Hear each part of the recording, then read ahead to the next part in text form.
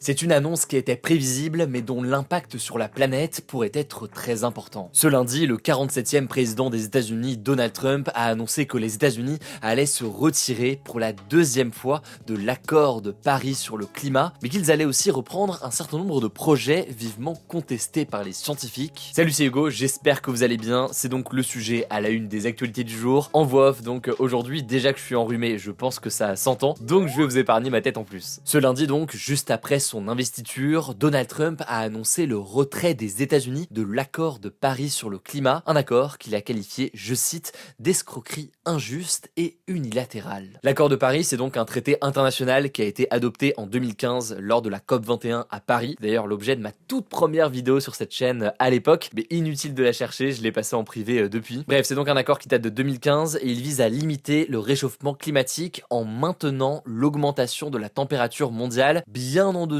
de 2 degrés d'augmentation et si possible à 1,5 degré par rapport au niveau pré-industriel, donc en 1850. Les États-Unis ont donc annoncé leur retrait, un retrait qui sera effectif dans un an et ça marque la deuxième sortie américaine de ce traité. En effet, en 2017, lorsqu'il était devenu président des États-Unis pour la première fois, Trump avait déjà retiré les États-Unis de cet accord, sauf que Joe Biden, son successeur démocrate, l'avait réintégré en 2021 et en se retirant de l'accord de Paris, Donald Trump rejoindra l'Iran, la Libye et le Yémen, qui sont les 3 seuls pays du monde à ne pas avoir ratifié et donc signé ce texte. Alors Donald Trump justifie cette décision en affirmant vouloir protéger les industries américaines face à la Chine qu'il accuse de polluer sans limite. Alors pour être factuel là-dessus, les États-Unis aujourd'hui, c'est effectivement le deuxième pollueur mondial derrière la Chine, mais quand on nuance un petit peu tout ça, faut noter que la Chine, c'est 1,4 milliard d'habitants. Et puis il faut noter que les États-Unis, ça reste le premier pollueur historique. Ce que ça veut dire, c'est que depuis le début de l'ère industrielle, les États-Unis, c'est le pays qui a émis la plus grande quantité cumulée de gaz à effet de serre. Un gaz à effet de serre responsable du réchauffement climatique, je ne vous apprends rien. Autre annonce faite en ce début de semaine par Donald Trump, il a annoncé qu'il allait décréter un état d'urgence énergétique national pour intensifier la production de pétrole et de gaz, donc des énergies fossiles, alors que les États-Unis en sont déjà le premier producteur mondial. Trump a d'ailleurs promis lors de son discours et lors de sa campagne d'ailleurs, vous l'aviez suivi peut-être avec nos reportages, qu'il souhaitait forer à tout va, autrement dit donc exploiter un maximum d'énergies fossiles qui sont responsables, pour rappel,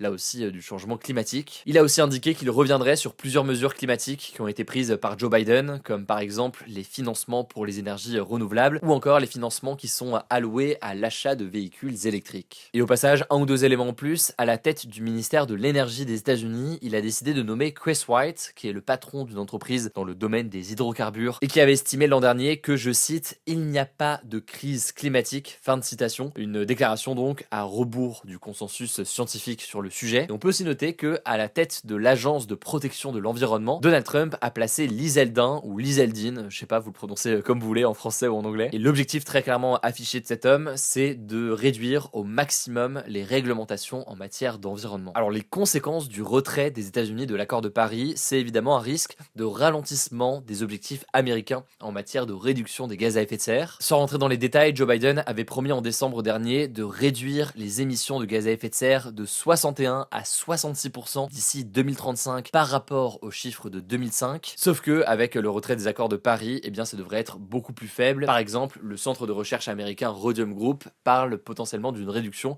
seulement de 24 à 40% d'ici 2035. Bon, et je veux pas vous tartiner de chiffres, mais dernier chiffre tout de même, selon les calculs du site Carbon Brief, les émissions de gaz à effet de serre des États-Unis pourraient augmenter de 4 milliards de tonnes d'équivalent CO2 d'ici 2030 par rapport donc aux politiques qui étaient menées jusqu'ici. Pour vous donner un ordre de grandeur, cette quantité d'émissions supplémentaires, ça correspond à ce que produisent chaque année l'ensemble de l'Europe et du Japon réunis. Bon, et au-delà de ça, à l'échelle internationale, ce qu'il va falloir surveiller dans les prochaines semaines et les prochains mois, c'est s'il y a un effet boule de neige d'une façon ou d'une autre. Le premier effet boule de neige qu'on peut imaginer, c'est que d'autres pays décident de quitter l'accord de Paris. On peut penser par exemple à l'Argentine avec son dirigeant Javier Milei qui multiplie les déclarations ces derniers jours. Mais même sans forcément sortir de l'accord de Paris, on peut imaginer qu'il y a une forme de mimétisme avec certains pays et certaines grandes puissances qui se disent, bon, vu que les États-Unis ne fait pas tel ou tel effort ou tel investissement, et bien de notre côté, on va éventuellement se permettre de ne pas mettre autant de moyens. Et je vous mets des liens en description pour en savoir plus. Pour tous les nouveaux, et j'en profite vu que je suis en voix off aujourd'hui, ce format, il est aussi dispo en podcast sur toutes les plateformes. Vous le savez, mais en plus de ce podcast des actus du jour, il y a aussi un podcast dédié aux actualités culturelles, c'est les actus pop.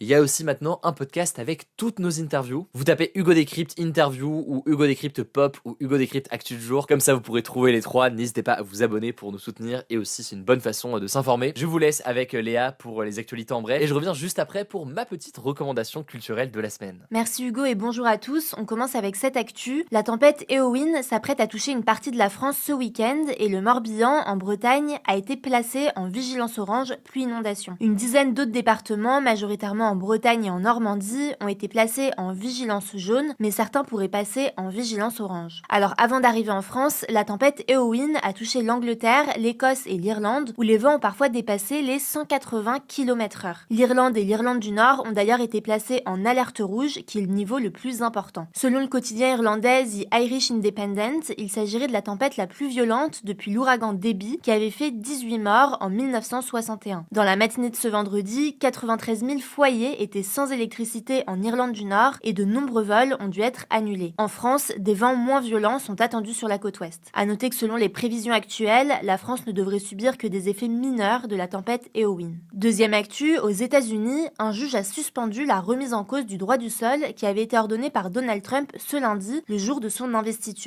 Alors, on en parlait hier, le droit du sol, c'est un principe selon lequel une personne acquiert la nationalité d'un pays simplement en y étant née, peu importe la nationalité de ses parents. D'après le juge, la demande de Donald Trump de mettre fin au droit du sol aux États-Unis est un ordre inconstitutionnel, donc qui va à l'encontre de la Constitution américaine, qui est la norme suprême du pays. En effet, c'est un principe consacré par le 14e amendement de la Constitution américaine et qui est appliqué depuis plus de 150 ans dans le pays. De son côté, Donald Trump a déclaré qu'il allait faire appel de cette décision. Et au passage, autre annonce du président américain, il a donné 100 jours à son émissaire pour mettre fin à la guerre en Ukraine. C'est ce qu'a révélé le Wall Street Journal ce mercredi. En novembre dernier, il avait dit pouvoir régler le conflit en 24 heures, mais il a finalement admis avoir besoin de plus de temps. Parallèlement à ça, le président américain a menacé la Russie de nouvelles sanctions et il a dit ce jeudi vouloir rencontrer le président russe Vladimir Poutine bientôt pour mettre fin à la guerre en Ukraine qui dure depuis bientôt 3 ans. On suivra ça. Troisième actu, en 2024, la scolarité de près de 250 millions d'enfants dans 85 pays a été perturbée par des chocs climatiques selon un rapport de l'UNICEF publié ce vendredi. Ça représente un enfant sur 7 dans le monde.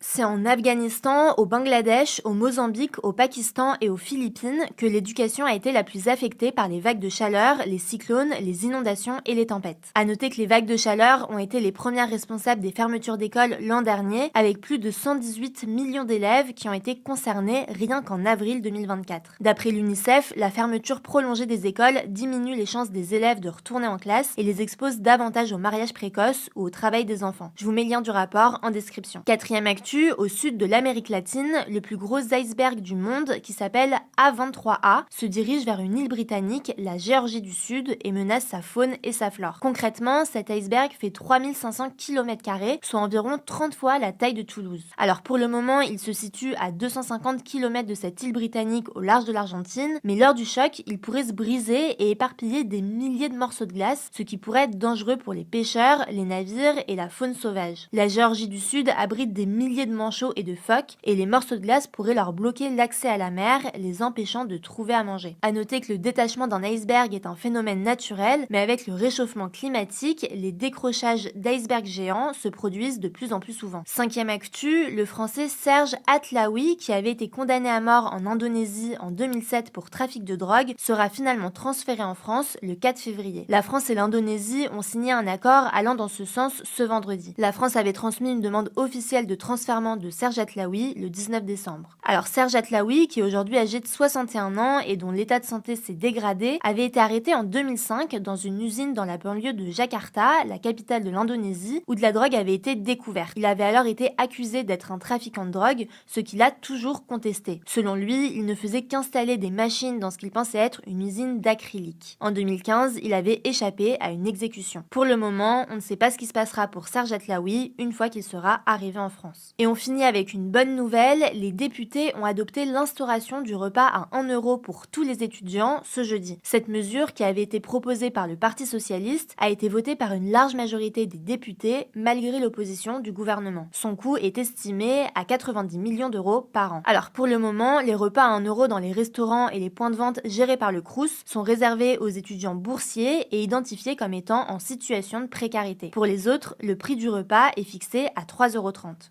Mais selon une enquête IFOP parue en octobre 2024, 36% des étudiants déclarent avoir déjà sauté souvent ou de temps en temps des repas par manque d'argent. Le texte va désormais être transmis au Sénat, on suivra ça. Merci beaucoup Léa pour les actualités en bref. Alors 2 recommandations culturelles cette semaine. La première évidemment, on a reçu cette semaine Vincent Lindon. Vous avez peut-être vu l'interview. Eh bien le film Jouer avec le feu est sorti cette semaine au cinéma. Et le deuxième film que je voulais vous recommander, c'est le film Je suis toujours là. C'est un film brésilien avec Fernanda Torres. C'est un film politique. C'est un film très touchant. Je vous en dis pas plus, mais c'est un film vraiment excellent. N'hésitez pas à le voir au cinéma tant qu'il est encore diffusé. Voilà donc pour les actualités cette semaine. Si jamais vous voulez plus de vidéos, vous le savez, rendez-vous sur la chaîne des grands formats. Passez un excellent week-end, prenez soin de vous, prenez soin de nos proches, et puis on se dit à lundi pour le retour des actus.